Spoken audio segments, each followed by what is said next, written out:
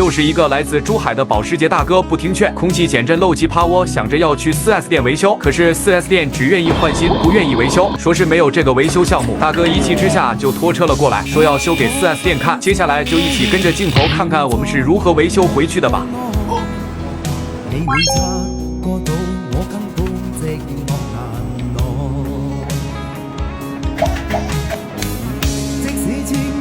师傅会使用专业设备进行扣押。视频看到这里，不妨点个爱心支持一下。现在像这样又脏又累的活，已经没几个人愿意干了。你的支持就是我们前进的动力。扣押完成，师傅会仔细检查一遍，接着换新胶圈，装上新防尘套，涂上凡士林，接着安装减震。你认可这样的维修吗？